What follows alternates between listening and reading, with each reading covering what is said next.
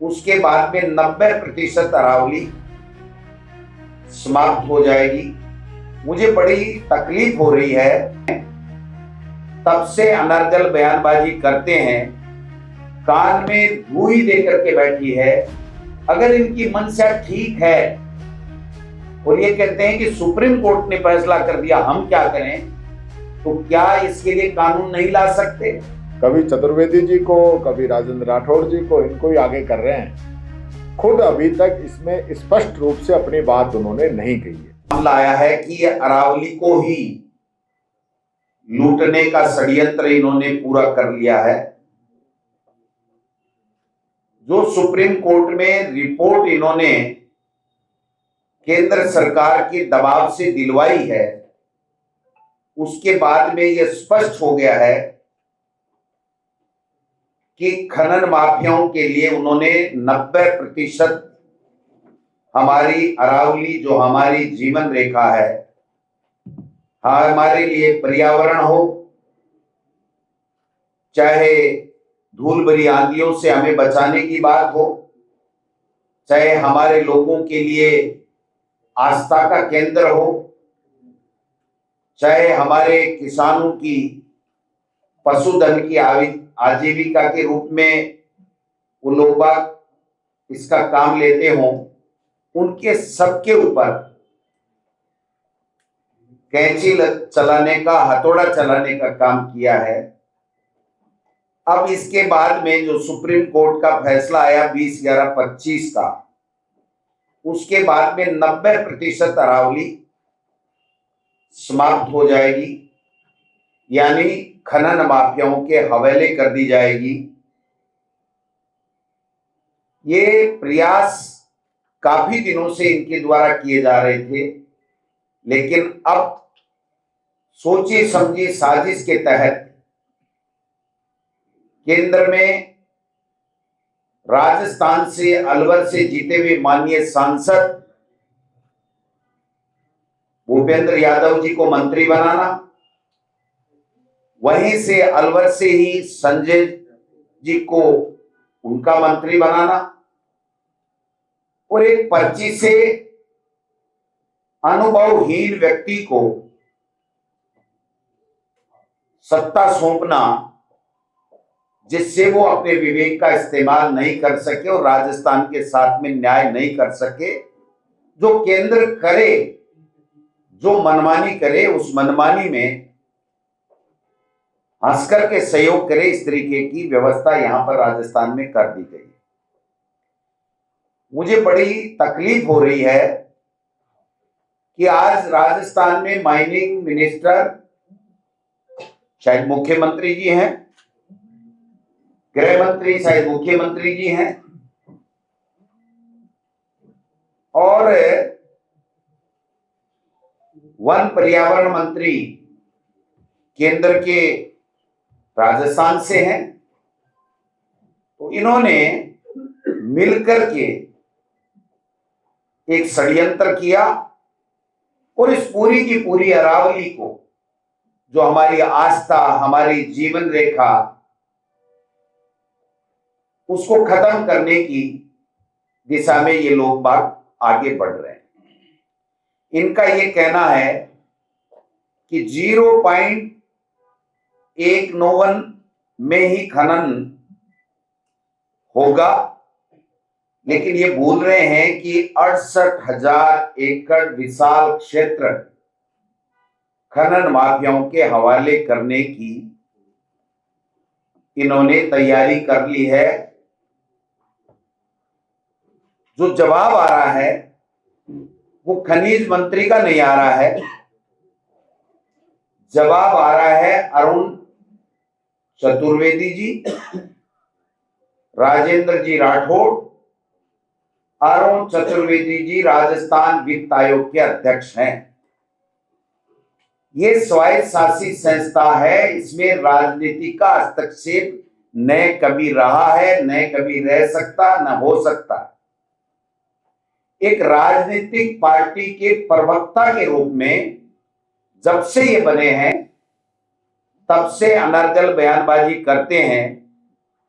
मैं कॉन्स्टिट्यूशन की बात करूं तो स्पष्ट रूप से लिखा हुआ है 2431 में कि ये स्वायत्तशासी संवैधानिक संस्था है। इसका अध्यक्ष पंचायती राज और नगर निकाय के लिए वित्तीय व्यवस्था की सिफारिश राज्य सरकार को करता है।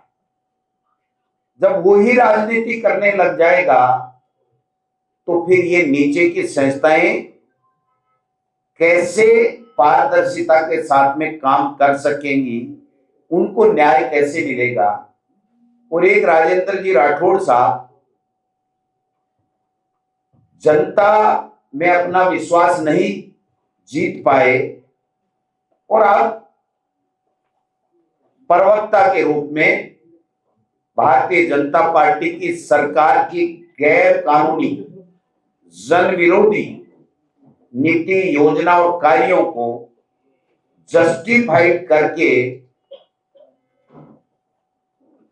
अपनी समय व्यतीत कर रहे हैं। माननीय मुख्यमंत्री जी को बताना चाहिए कि आप किस तरीके से इसको जस्टिफाइड कर रहे हो। 68,000 एकड़ विशाल खनन क्षेत्र आप हमारा दे रहे हो।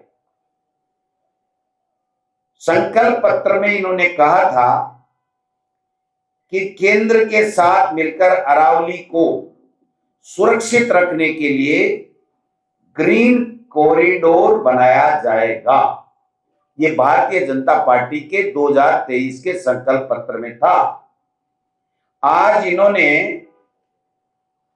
केंद्र और राज्य सरकार ने मिलकर के इसको अवैध खनन कॉरिडोर बनाने का काम ये लोग बात कर रहे हैं। खनन माफियाओं से मिलकर के चंदा लो, जैसे इलेक्ट्रोल बॉन्ड में इन्होंने ईडी, इनकम टैक्स, जीएसटी के छापे डाल करके लिए थे, वैसे अब इनसे चंदे लो और अवैध माइनिंग करवाओ या माइनिंग अरावली को पट्टे दो। आज राजस्थान में सबसे ज्यादा खनिज पट्टे हैं पूरे हिंदुस्तान में। उसके बावजूद भी इनको ऐसी क्या नौबत आ गई। पहले भूपेंद्र यादव साहब ने प्रयास किया जो सीटीएच के एरिया को बदलने का, सुप्रीम कोर्ट ने थप्पड़ लगाई, करारा तमाचा उनकी इस साजिश के ऊपर लगाया, वापिस बैठ गए और अब ये लेकर के आए।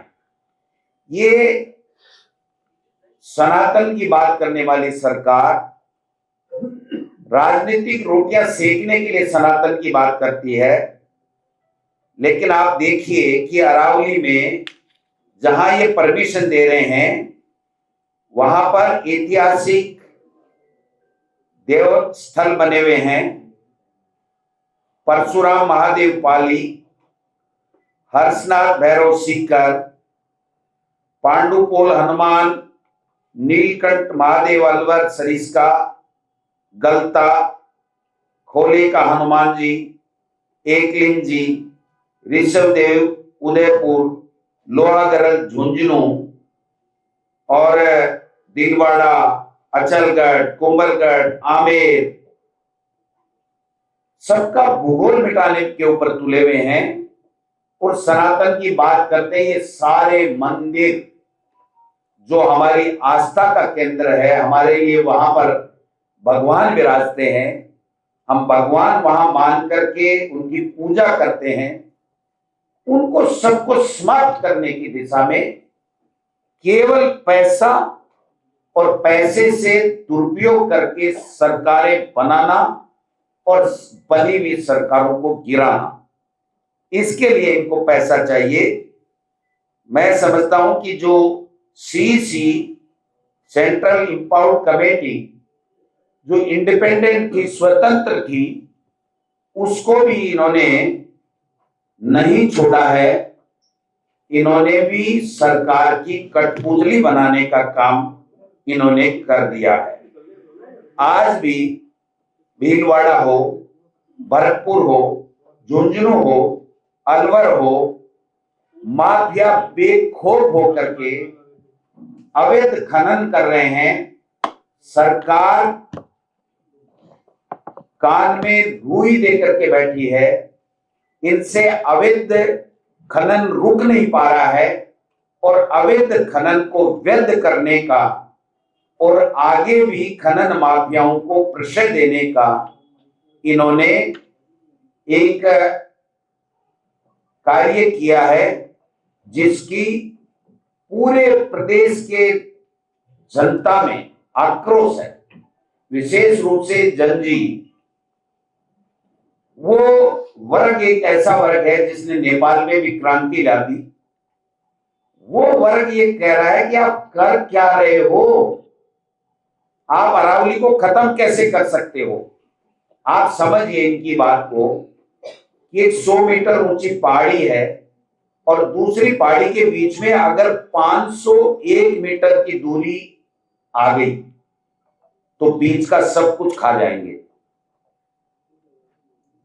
अब आप समझिए कि बीच बीच में टापू टापू से बनेंगे क्या, बीच में खनन होगा तो क्या उन 100 मीटर की पहाड़ी को खनन माफिया छोड़ देगा क्या। इनके ऐसी क्या भूख आ गई कि इन्होंने हमारे राजस्थान की आस्था, जीवनदायिनी, जीवन रेखा, जो पहाड़ नाम नहीं है, ये भगवान के रूप में हम लोग पूजते हैं, उनको भी ये लोग बात नहीं छोड़ रहे हैं। प्रदूषण इतना बड़ा है और एनसीआर में तो आप देख सकते हो, दिल्ली, भिवाड़ी तो पूरी दुनिया में सबसे ज्यादा प्रदूषण है। और वहां पर अब इस अवैध खनन से और अरावली को खोदने से कितना प्रदूषण होगा, इसकी आप कल्पना करो तो भी रात को नींद नहीं आती है। सिलिकोसिस की बीमारी से आज तक कोई इलाज नहीं कर पाए, लोग मर रहे हैं 30 साल, 40 साल, 35 साल की उम्र में। हमारी बहनें विधवा हो रही हैं और इनको इस बात के इलाज की परवाह नहीं है, फिर कैसे खनन करें, मरने वाला मरे। लेकिन ये जिस तरीके से करना चाह रहे हैं, मैं समझता हूं कि ये इनकी बहुत ही घटिया मानसिकता है, राजस्थान के प्रति अन्याय है, ये मैं कहना चाहता हूं। इनकी अगर मंशा ठीक होती तो जब चुनाव आयुक्त की नियुक्ति के लिए सुप्रीम कोर्ट ने इनको रोक दिया था कि सीबीआई के बगैर नहीं हो सकता, तो ये कानून लेकर के आ गए। आज अगर इनकी मंशा ठीक है और ये कहते हैं कि सुप्रीम कोर्ट ने फैसला कर दिया, हम क्या करें, तो क्या इसके लिए कानून नहीं ला सकते? जब शिक्षा नीति को बर्बाद करने के लिए नई शिक्षा नीति ला सकते हैं और काम का अधिकार जो यूपीए सरकार ने दिया था उसको खत्म करने के लिए मनरेगा को पूरी तरीके से खत्म कर सकते हैं कानून को, और राइट टू फूड जो अधिकार यूपीए सरकार ने दिया था उससे गरीबों के नाम काट सकते हैं। उस योजना को कमजोर करने के लिए नोट बंद कर सकते हैं। तो क्या ये काम नहीं कर सकते? क्या इसके लिए कानून नहीं ला सकते? लेकिन इनके तो खुद के ही लाल पड़ रही है। हमारी एक कहावत है कि भाई जी बीन के ही लाल पड़े ना जन्नती के करे, के बीन के ही लाल पड़े तो जन्नती के करे। तो इनके खुद के खनन करने की जब लालसा है तो इनको कानून की परवाह क्यों आएगी, ये मैं निवेदन करना चाहता हूं। कहने को 19 जिलों में इतना आक्रोश है। अब प्रदेश कांग्रेस कमेटी ने तय किया है कि हम ये नहीं होने देंगे। जनता में जन जागरण करेंगे, आंदोलन करेंगे, धरना प्रदर्शन करेंगे और हम सबको साथ लेंगे। केवल कांग्रेस का पार्टी की तरफ से हम कार्यक्रम करें वो अलग बात है, लेकिन पार्टी की दलगत राजनीति से ऊपर उठ करके जनता के साथ मिलकर के सबको साथ लेकर के हम लोग इसके खिलाफ आंदोलन करेंगे। हमने तय किया है कि अभी हमारा मनरेगा का जो स्वरूप चेंज कर दिया, काम का अधिकार का कानून एक तरीके से खत्म कर दिया, तो उसका कार्यक्रम चल रहा था। जल्दी हम जिला कांग्रेस कमेटियां, ब्लॉक कांग्रेस कमेटियां और मंडल और बूथ और नगर कांग्रेस कमेटियां, उन सब में पहले कांग्रेस पार्टी के कैडर को सक्रिय करके जन जागरण अभियान चलाएंगे, इसका विरोध प्रदर्शन करेंगे। फिर हमारे प्रदेश की हमारी जो कोऑर्डिनेशन कमेटी है, जो प्रमुख नेता 20-25 उसमें शामिल होते हैं, उनको प्रदेश कांग्रेस कमेटी बुलाएगी और बुला करके इन 19 जिलों में किस प्रकार से जन जागरण करके इस अरावली को बचाया जाए, केंद्र सरकार को मजबूर किया जाए कि ये वापस कानून ला करके या सुप्रीम कोर्ट में रिव्यू डाल करके इस फैसले को तुरंत बदलवाएं। इसके लिए हम एक विस्तृत कार्य योजना हम लोग आपके सामने दोबारा रखेंगे, क्योंकि पहले हम हमारे कैडर को एक्टिव करके उनके माध्यम से हमारे कार्यकर्ताओं को जगाएं। फिर कोऑर्डिनेशन कमेटी, ये बहुत बड़ा मुद्दा है, छोटा मुद्दा नहीं है, तो कोर कमेटी की हमारी बैठक बुला करके एक सामूहिक कार्य योजना बना करके सबको साथ लेकर के हमारे वरिष्ठ, चाहे वो अशोक गहलोत साहब हों जो आप देख रहे हैं काफी मुखर हैं, उनपे भी कई तरह की बातें ये लोग बात करते हैं, लेकिन मैं ये कहना चाहता हूं कि आपने जानबूझ के इस विषय को साजिशन खोल करके इस अरावली को खनन माफियाओं के हवाले करने का काम कर रहे हो, किया है, इसलिए जवाब तो आपको देना पड़ेगा। और मैं तो कहता हूं कि जब तक मुख्यमंत्री या प्रधानमंत्री इसके बारे में पूरी तरीके से संतोषप्रद जवाब नहीं दें, तब तक हम लोग जी चचान साहब, मेयर साहब, हमारे एमपी साहब, हाकिम जी, स्वर्णिम जी, सभी पत्रकार साथियों, ये इशू बहुत गंभीर हो चला है और अब इससे आम जन भी जुड़ गया है। मैं अपनी बात पहले भी कई बार इस विषय को लेकर कह चुका हूं। मैं कल मुख्यमंत्री जी का एक जो बयान था उसको मैं कोट करके कहना चाहूंगा कि कल मुख्यमंत्री जी कह रहे थे कि अरावली का मैं कुछ नहीं बिगड़ने दूंगा। तो मैंने कहा, कल मीडिया में भी कहा था मैंने मैंने कहा ऊपर वालों से पूछ लिया क्या आपने? पहली बार ऐसा लग रहा है कि बिना पर्ची के आप बोले हो